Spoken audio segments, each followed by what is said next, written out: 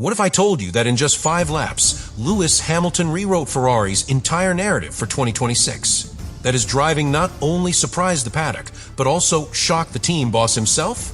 Today, I reveal why Vasseur couldn't believe what he saw in the SF26 data, and how half a second can define an entire season. Subscribe to continue uploading more of this type of content now, if we continue. Ferrari had been fighting this gap between theory and reality for more than 5 years. From the SF90 to the SF23, the pattern was the same. Cars that promised a lot in CFD and wind tunnel, but that were diluted on the track due to structural errors, lack of stability under load, or a design incapable of adapting to different track temperatures. This 2026, with the SF26, everything seemed different. But no one within the team expected to confirm it so early, and even less so thanks to a driver who, until a year ago, was competing for Mercedes. On lap 3 of that first round, Hamilton activated with surgical precision the new active aerodynamic system of the SF26, synchronized with the energy delivery of the new 350 kilowatts of the MGUK.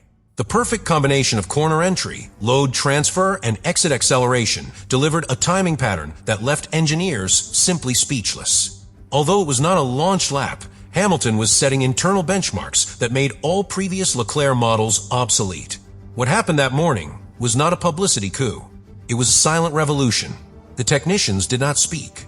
They only exchanged glances. In the corridors of Maranello, what was once caution and prudence transformed into a new kind of tension. The expectation that this time, Ferrari did have a solid technical foundation, and that the key to that base was called Lewis Hamilton. The SF26, even without knowing its true ceiling, already showed a window of performance that only a champion with Hamilton's technical sensitivity could exploit so quickly. Therefore, although there were no public statements, no leaked videos, no official figures, what happened on January 22nd was a red alert for the competition. Because if Hamilton, in 5 laps, was already half a second ahead, what will happen when the first real race arrives? As Hamilton slowly returned to the pits after completing the first block of laps, inside the Maranello Analysis Center, the atmosphere was very different than usual. In the past, these shakedown days only served to verify that error lights did not come on the steering wheel. Today, however, the feeling was different.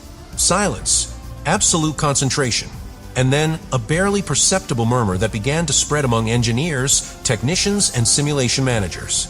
In the command center, Frédéric Vasseur watched the main screen with the raw data from the SF26. Telemetry, brake pressure, time per microsector, MGUK temperature, regeneration modes, aerodynamics, activation. Each line was validated in real time by a team of specialized engineers. But what completely caught Vasseur's attention was a simple graph. 2 lines, one representing the ideal lap of the Leclerc simulator, the other the actual lap that Hamilton had just completed. Both lines superimposed on more than 95% of the route. And in that overlap, the clearest sign that Ferrari was facing something they had never achieved, a total correlation between simulator and track. Vasseur, an engineer before a politician, instantly understood the magnitude of what was before him. During Ferrari's most frustrating years, one of the biggest technical obstacles had been the gap between the virtual world and reality. The data that promised a revolution ended up betraying the team on race weekends. That systematic inconsistency was, in part, what had sunk the SF90, SF1000, and SF23 projects. But here now, the SF26 broke that curse. And he did it with almost surgical precision. The figure was not the product of a thrown lap or optimal conditions. It was a validation of architecture, of design philosophy, of perfect integration between wind tunnel, CFD, driving simulator, and pilot. That 95% correlation figure was not simply a technical number. It was confirmation that the car they had conceived on paper worked just as they imagined, and that Hamilton was the perfect tool to demonstrate it. Instead of celebrations, there was contention. Vasseur is not a man who gets carried away by euphoria. But those who were nearby that day say that his gesture was unequivocal. A long look at the data, a slight nod, and a very short phrase that left those present frozen. We had never seen this before in Maranello. That was the moment when many understood that what had happened was not just a good first test. It was a turning point, a historical validation. Some engineers in the simulation area were still leafing through the printed report. Turn for turn, Hamilton not only matched the simulator, but in certain points surpassed it. His immediate understanding of the new aerodynamic balance, the additional torque of the MGUK, and the load transfer with the new active aerodynamic modes allowed the SF26 to display a performance that no other pilot, not even Leclerc, had achieved in so many virtual hours.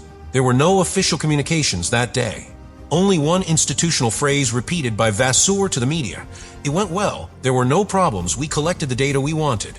But internally, the narrative was completely different. People spoke softly, but with a mixture of disbelief and enthusiasm. Not because Hamilton had been faster, but because what the car promised in theory was being fulfilled in practice. And that, at Ferrari, had not happened for more than a decade. In subsequent meetings, the technical management headed by Loic Serra and Enrico Gualtieri recognized the unthinkable, that the SF26 could be the most coherent car that Ferrari has built since the V10 era. Consistent does not mean the fastest, but it does mean the most predictable, the most adaptable, the most transparent in its behavior. And that, for a team that has lived between extremes for years, is pure gold. Vasseur knew the key now was to contain the narrative. Because if the media found out about that half-second advantage, if the perfect correlation came to light, expectations would explode. And with them, also the pressure. But deep down, he already knew. The SF26 wasn't just competitive, it was real. And for the first time, Hamilton gave Ferrari the perfect thermometer to measure it. No motivational speeches were needed. What Ferrari needed was already on the table: data. Data that spoke for itself. Data that, for the first time in years, told an irrefutable truth. They are closer than ever, half a second. In real life, it may not seem like much, but in Formula One, half a second per lap is an abyss. An abyss capable of separating a world champion driver from the rest of the grid, or to turn a team that fights for points into one that aspires to the championship. But when that figure emerges from a controlled environment, from internal simulations and technical validation telemetries, the question becomes inevitable. Is this advantage real, or is it just an illusion well presented by the numbers? The half-second that Lewis Hamilton recorded over Charles Leclerc was not the product of a lap thrown in qualifying. It wasn't in a race. It was not under traffic conditions or with new tires in a Q3 with all the engine maps at maximum. It was in an isolated environment, designed to test correlation, not to search for records. Still, what worries or excites, depending on who you ask within Ferrari, is that this difference appeared again and again. The engineers were meticulous in cross-referencing the data. Suspension settings, ERS maps, aerodynamic pressure, weight balance, brake usage, MGUK recovery levels, everything matched. And yet, lap after lap, the pattern was consistent. Hamilton was gaining between 4 and 6 tenths per lap in key areas of Fiorano. During the subsequent analysis, an engineer from the energy regeneration area explained it bluntly. Hamilton does not regenerate more energy than Leclerc, he uses it better. At each corner entry, he adjusted the recovery at the exact point where the weight transfer allowed him to maintain stability without sacrificing traction.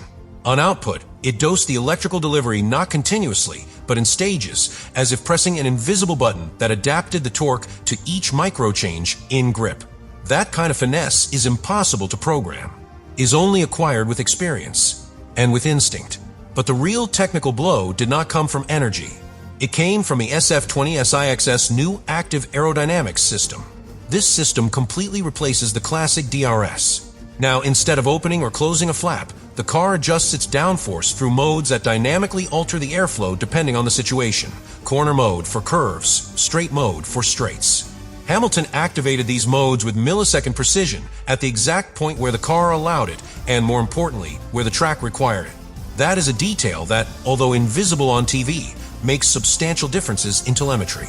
Leclerc, for example, tends to engage straight mode slightly earlier, creating micro instabilities in the curve straight transition. Hamilton, by contrast, waits. Control. And when it activates, it does so just when the rear axle has already recovered load, and the car can withstand a reduction in resistance without losing balance. It is that sequence, wait, activate, exit, that gave him those precious tenths. But despite all this, Ferrari is not rushing.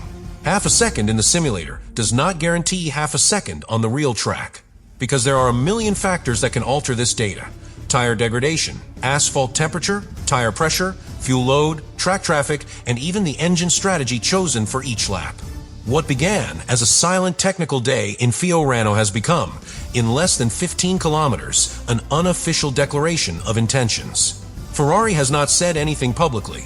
You don't need it, because the data, the silences in the halls of Maranello, the restrained looks of the engineers already say it all. The SF26 could be the first car in more than a decade capable of closing the gap between potential and result. Subscribe to continue uploading more of that content. Now you really think about all this.